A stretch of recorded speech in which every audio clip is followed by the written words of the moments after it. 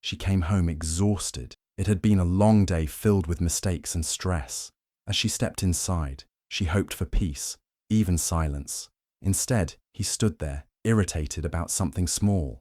Maybe it was a missed call or a forgotten message. She tried to speak, but before she could finish, his hand struck her face. Her cheek stung, but what hurt more was what he said next. Calm, cold, like it meant nothing to him. You deserved it. Everything stopped. She didn't cry. She didn't yell. She just stood there staring. In that moment, something inside her changed. She felt nothing but clarity. Not fear, not sadness. Just a quiet decision. This would never happen again. In the bathroom, she looked in the mirror. Her face was red, her expression blank. That silence in her eyes was louder than any scream. She wasn't broken. She was done. Later, he acted like nothing had happened, said he didn't mean it, blamed a bad day, a bad mood. She nodded. She said little, but inside, she had already left. At night, while he slept beside her, she stayed awake. No tears, no doubt, just calm thoughts and a clear path. She started taking small steps, opened a private bank account, spoke with a lawyer during her lunch break, saved every email, recorded every mark, kept everything hidden. He believed she would stay, that he still had control, but he didn't see what was growing in her. Strength, quiet, careful, and real. She smiled at the right times, said goodnight like always. But every moment she spent near him was part of the plan. She wasn't afraid of what came next. She was preparing for it. One morning soon, he would wake up to something he couldn't ignore. Not a fight, not a tearful goodbye, but a clear, official end. No shouting, no warning, just papers. And when he looked at her, confused, angry, maybe even surprised, she would look right back, calm, steady, finished. He said she deserved it. That was his mistake. Now, she would show him what she truly deserved. Not fear, not pain, not silence, freedom. And this time, it would be on her terms.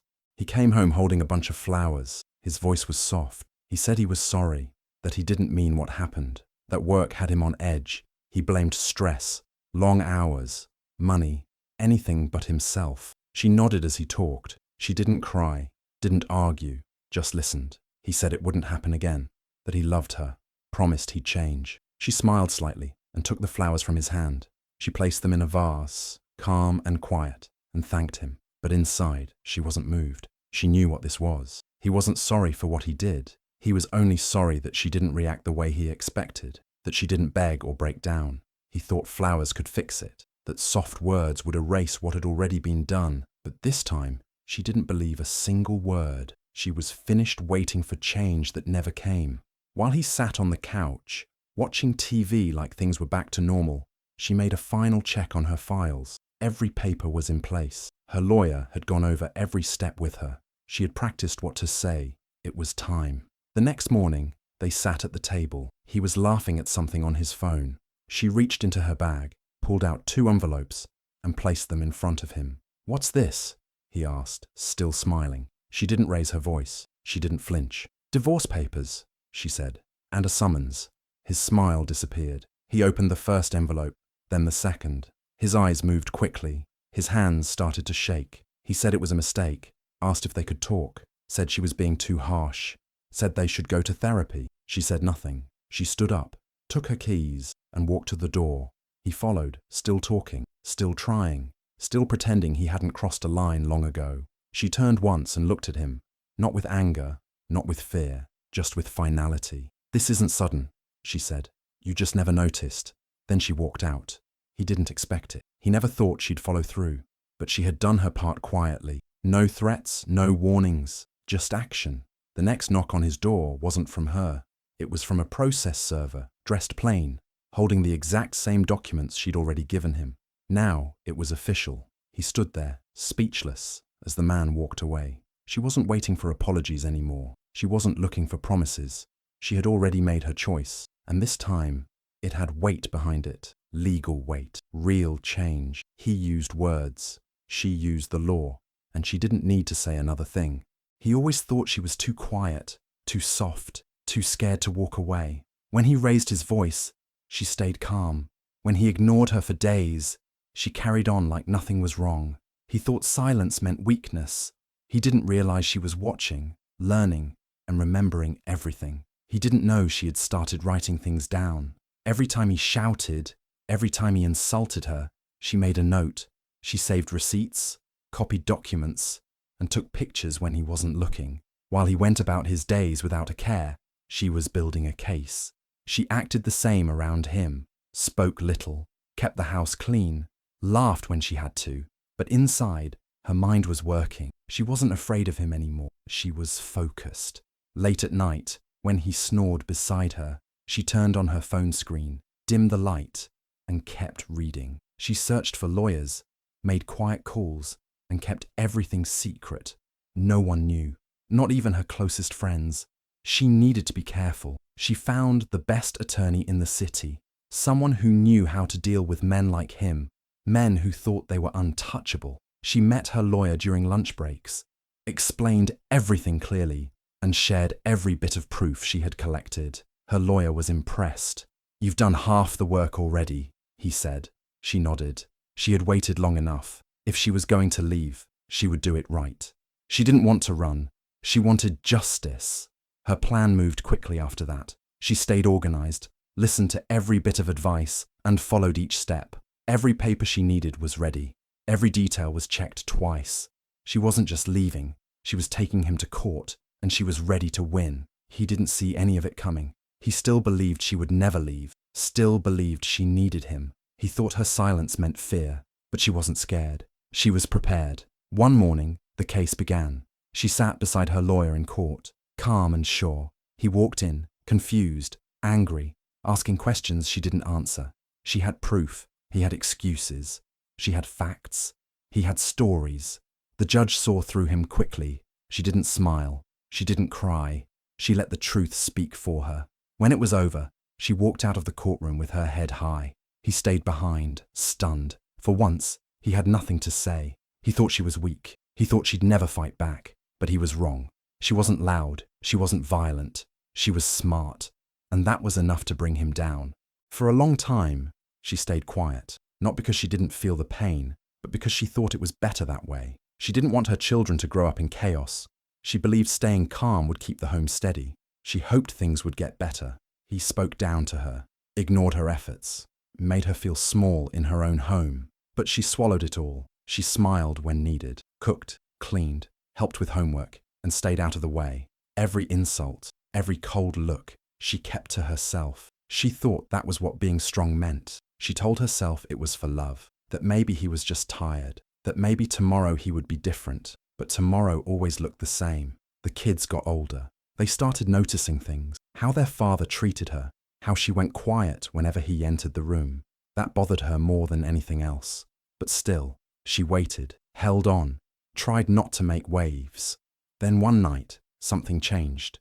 It wasn't louder or more violent than before. It wasn't even about her, but it crossed a line she could never forgive. He said something to one of the kids, something sharp, something cruel, and her heart dropped. She didn't yell. She didn't break down. She simply stood up, walked out of the room, and didn't come back. That night, she didn't sleep. She sat at the kitchen table with her phone in her hand, thinking about everything she had accepted, about every time she said nothing, and how that silence had let things get this far. The next day, while he went about his routine like always, she made an appointment. She spoke calmly, clearly, told the lawyer what had happened, what she had been through, and what she wanted now. She didn't want revenge. She wanted freedom, safety, a future where her children didn't have to learn how to stay silent too. When the paperwork was ready, she signed it without hesitation. This time, there were no doubts, no waiting. He didn't see it coming. He thought she would never speak up, but she did. And when she did, it mattered.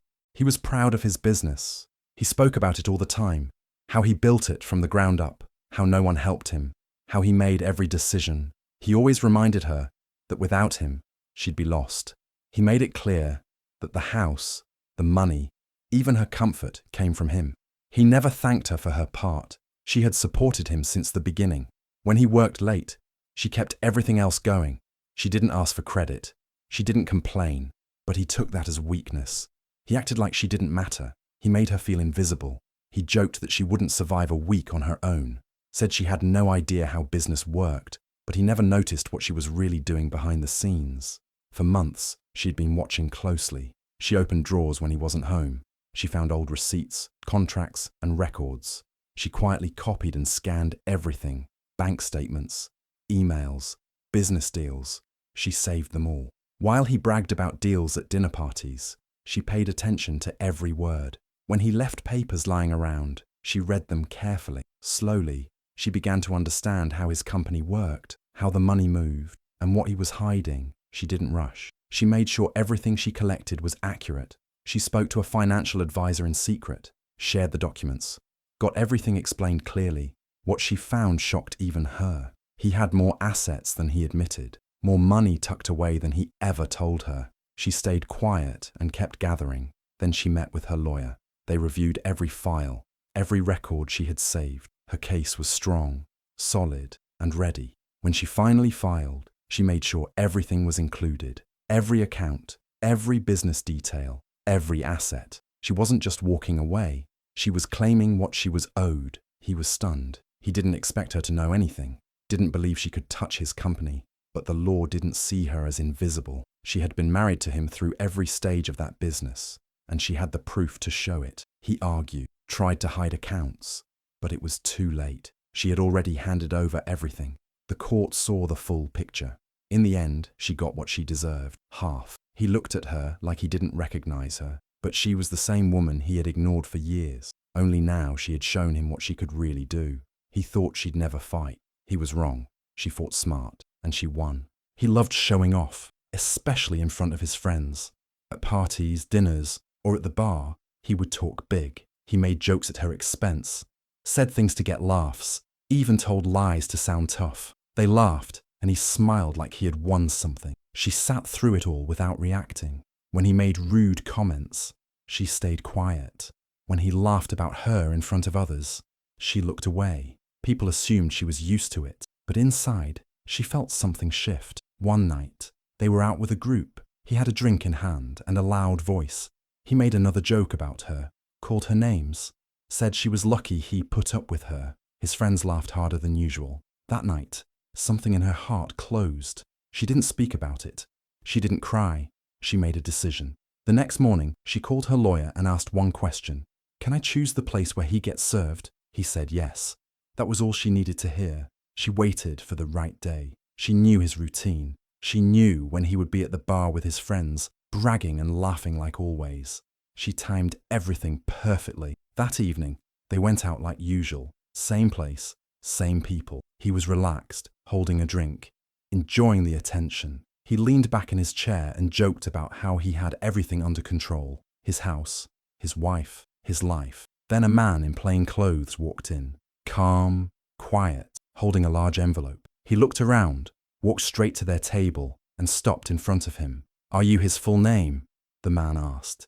He looked up, confused. "Yeah, you've been served," the man said, and handed him the envelope. Everyone at the table froze. He sat there holding the papers, trying to understand what just happened. She didn't say a word. She picked up her purse, stood up, and walked out. He opened the envelope in front of everyone. Divorce, court summons, details inside. His friends stared, no one laughing now. She didn't need to raise her voice. She didn't need to defend herself. The message was clear. He had embarrassed her many times, but this time she left him speechless, with witnesses. He mocked her.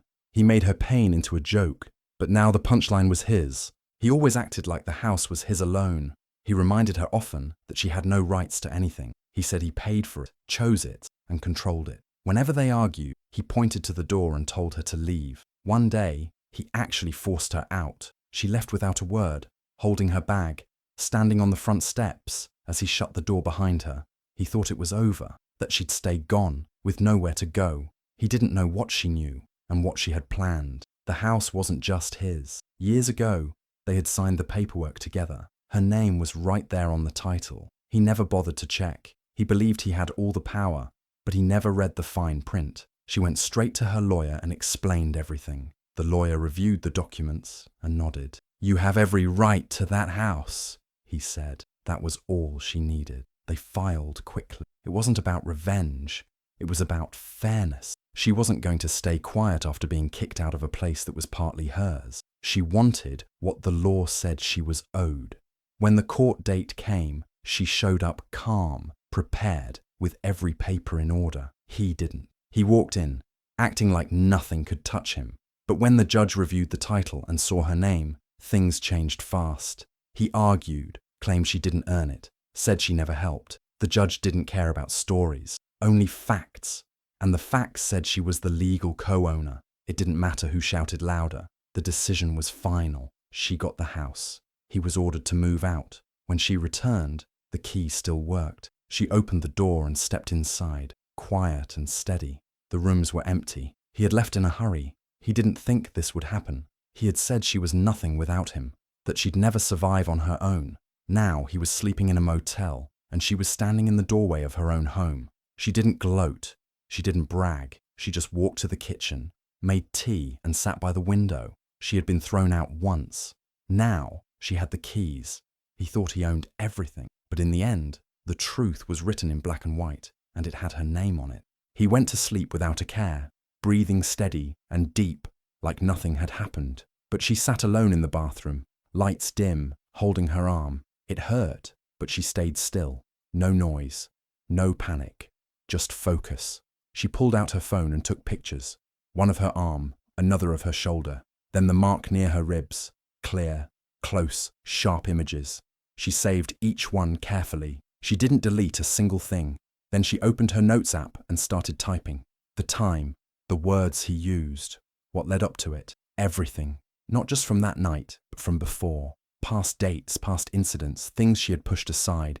She wrote them all down. The next day, while he was at work, she went to the clinic, told the nurse she fell. But when the nurse looked closer and asked again, she gave the truth in a quiet voice. They wrote it in her file. She kept a copy. After that, she contacted a lawyer. She spoke softly but clearly. She showed the photos, handed over her notes, and explained her plan. She wasn't confused. She was ready. Each day, she gathered more. Bank records, texts, voicemails. She even recorded one of his angry outbursts on her phone while he shouted in the other room. Not a word from her, just his voice. He noticed nothing. He thought she was acting normal, but that's because he wasn't paying attention. When everything was in place, the lawyer filed the case. Her documents were strong. The judge saw the photos, read the reports, listened to her story, and believed her. The next time he opened the door expecting peace, it wasn't there. A man stood outside, handed him papers, and said, "You've been served." It was fast, simple, unavoidable. He looked around, stunned. He didn't expect it. He never imagined she'd take it that far. But she had. She had waited until everything was ready. He went to sleep, thinking he had won. She let the law answer for her. For a long time, he made her doubt herself. Every time she cried, he said she was overreacting. When she spoke up, he told her she was making it all up. He said no one would believe her, not her friends, not her family, not even the police. Over time, those words sank in. She began to question her own thoughts. When he shouted, then smiled like nothing happened, she felt confused. When he lied, then blamed her for being too emotional, she started to think maybe she was the problem. That was how he controlled her, not with his hands, but with his voice. He didn't need to scream all the time. Sometimes, it was the quiet words that cut deepest. "You're too sensitive. You remember things wrong. You just want attention." She stopped telling people what was going on. She felt ashamed, even when she hadn't done anything wrong.